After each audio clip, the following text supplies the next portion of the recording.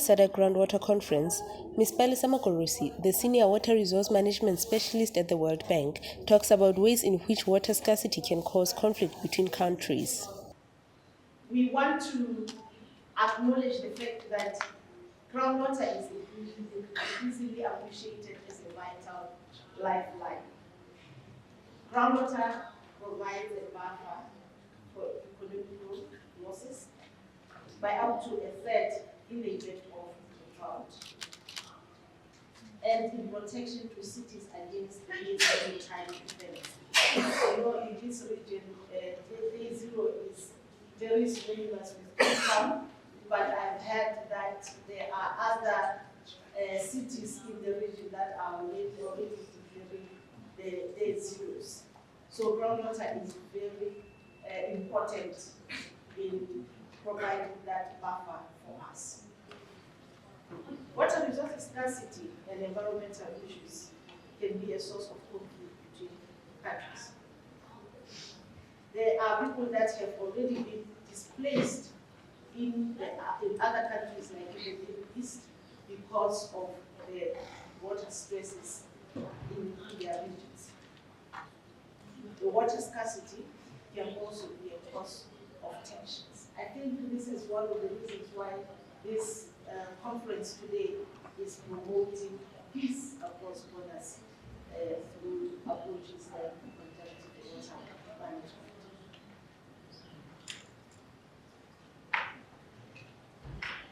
So, ladies and gentlemen, this is to say that conjunctive use of both groundwater and surface water is inevitable.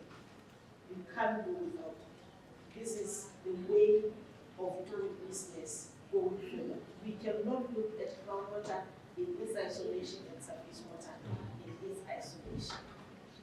Today, I heard that in our region, the southern region, we are sitting with 15 transboundary river systems and 30 transboundary aquifers, and both they coexist. So you can't focus on another and ignore the others if you want to manage your water resources in a sustainable manner. Climate resilient growth and poverty reduction in Africa will depend on sustainable water resources management. And we all know that the majority of our waters in Africa are shared. I think, if I still remember well, about 63 river basins in Africa are shared by 2 or more countries. Cooperative action is necessary to optimize benefits regionally. One of the presenters at the conference, Mr. Thabang Pori from the Department of Water Affairs, shares his contributions and what he has learned from the conference.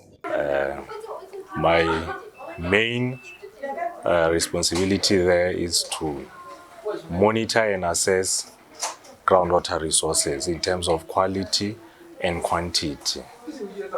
Over and above that, I am doing my Master of Science research in isotope hydrology, whereby I presented characterization and assessment of precipitation in Lesotho using oxygen and hydrogen isotopes. This is because isotopes in precipitation are very important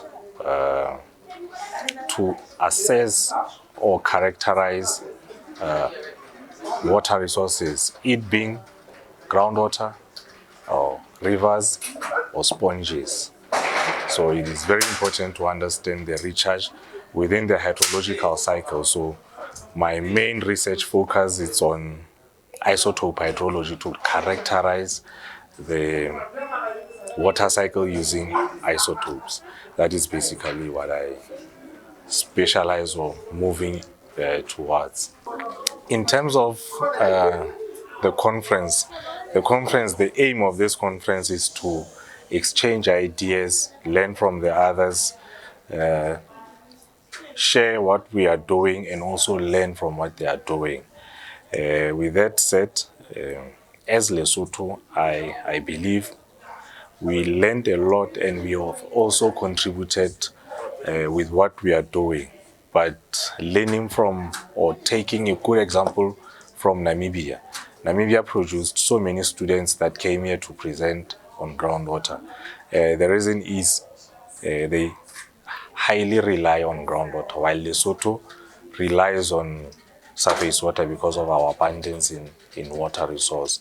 So a takeaway from that is we need more research from young professionals to undertake research in the water resources sector, and also to put value in groundwater and research more on groundwater, because with an example of 2015 and 2015, we had a severe drought whereby our rivers were drying out, and after that it was clear that groundwater is a reliable source. We can always resort to that. So groundwater is really important, and we need to have more understanding and create more knowledge in terms of how our groundwater behaves.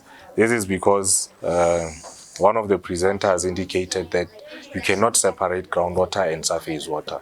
It is a single unit. So when you see a river and you see a borehole, somewhere along the river channel, you find groundwater sustaining the river, and further down or further up, you might find a river feeding our groundwater. So we have to link the two and not say one is a single source. We have to treat them as one source.